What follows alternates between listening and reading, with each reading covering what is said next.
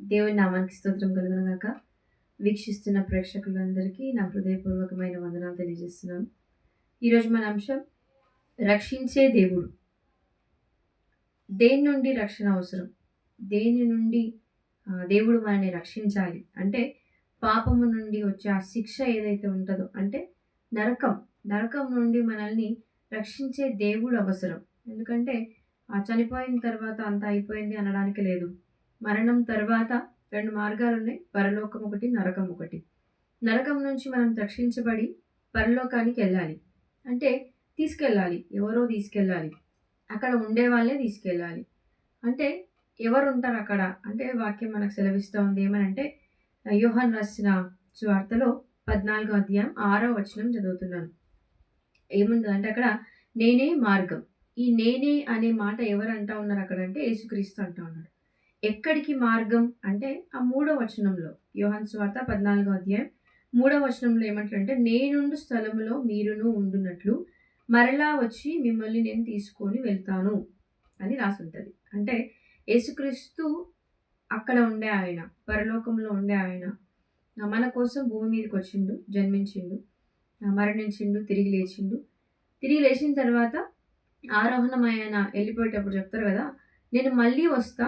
నేనుండే స్థలంలో మీరు గూడా ఉండునట్లు నేను తీసుకొనెళ్తా. అంటే పరలోకానికి మిమ్మల్ని తీసుకొని వెళ్తా. నరకం నుంచి మనల్ని రక్షించి, పరలోకానికి మనల్ని తీసుకెళ్ళే దారి ఏది? మార్గం ఎవరు?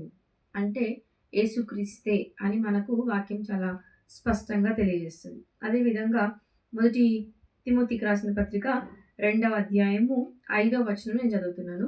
అక్కడేముందంటే దేవుడు ఒక్కడే. దేవునికిని నరులకును మధ్యవర్తియు ఒక్కడే. ఆయన ఎవరు అంటే ఆయనే క్రీస్తు యేసు అను నరుడు. అక్కడ 2 మాటలు మనం గమనించాలి. ఒకటి దేవుడు, ఇంకొకటి మధ్యవర్తి.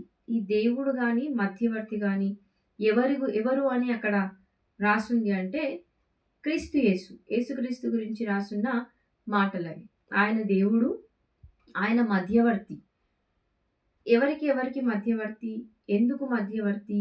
అంటే పాపులమైన మనము పరలోకానికి అంటే పరిశుద్ధులు ఉండే స్థలానికి మనం వెళ్ళాలి అంటే ఒక మీడియేటర్ అవసరం, మధ్యవర్తి అవసరం. మనల్ని తీసుకెళ్ళే వాళ్ళు కావాలి.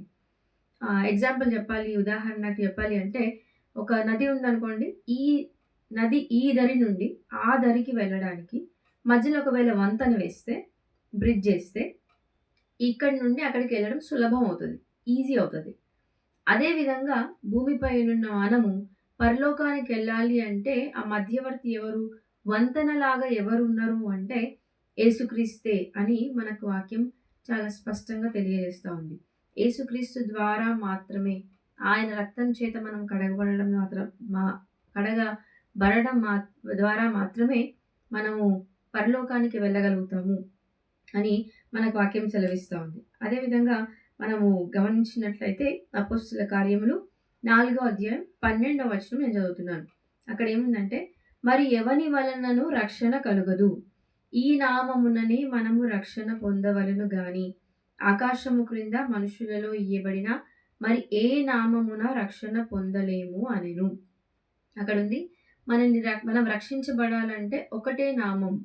ఈ నామమున మాత్రమే మనకు రక్షణ. ఈ నామం అనుంది కదా! ఏ నామం అంటే ఆ పై వచనాల్లోకి మనం వెళ్తే అదే అపోస్తుల కార్యం 4వ అధ్యాయం 10వ వచనం చదువుతున్నాను. ఏ నామము, ఏ పేరుతో మనం ఎళ్ళొచ్చు పరలోకానికి, ఎవరి ద్వారా ఎళ్ళొచ్చు అంటే అక్కడ రాసుంది యేసుక్రీస్తు నామముననే. 10వ వచనంలో ఆ మాట ఉంటది. యేసుక్రీస్తు నామముననే. యేసుక్రీస్తు ద్వారా మాత్రమే మనం పరలోకానికి చేరగలుగుతాము. మనం నరకం నుండి రక్షించబడతాము, తప్పించబడతాము అని మనకు వాక్యం చాలా స్పష్టంగా తెలియజేస్తుంది. ఈరోజు మనం ఒక తీర్మానం చేసుకుందాం. ఏంది అంటే ఒకవేళ వినేవారం ఎవరమైనా మనము ఆయన మాత్రమే మార్గం, యేసుక్రీస్తు మాత్రమే మార్గం, నాకు పరలోకం కావాలి, నేను నరకం నుండి రక్షించబడాలి అని ఆశపడిన వారు ఉంటే ఒక చిన్న ప్రార్థన చేసుకోండి. ప్రభువా యేసయ్య, నీవు మార్గం అని నేను నమ్ముతున్నా. నన్ను నీ రక్తం చేత కడుగు, నా పాపాలను కడుగు, నన్ను కూడా నీవు ఉండే స్థలానికి తీసుకెళ్ళు అని అడగగలిగితే ఆయన ఉండే స్థలంలో ఆయన తీసుకెళ్ళడానికి ఆయన సిద్ధంగా ఉన్నాడు. కళ్ళు మూసుకుందాం, చిన్న ప్రార్థన చేసుకుందాం. పరిశుద్ధుడా, మీకు స్తోత్రాలు, మీకు వందనాలు చెల్లిస్తున్నాం. దేవా, ఎవరైతే మీరు మాత్రమే మార్గం అని నమ్మి మిమ్మల్ని అంగీకరించడానికి సిద్ధంగా ఉన్నవారు ఉన్నారు, ప్రభావ మనందరినీ జ్ఞాపకం చేసుకోండి. మీ రాజ్యంలో మీతో పాటు మేము కూడా ఉండే భాగ్యాన్ని మీరు అనుగ్రహించమని ప్రార్థిస్తూ యేసు నామంలో వేడుకుంటున్నాము తండ్రి. ఆమేన్. ఈ సందేశాలు మీకు ఆశీర్వాదకరంగా ఉన్నట్లయితే లైక్ చేయండి, సబ్స్క్రైబ్ చేయండి.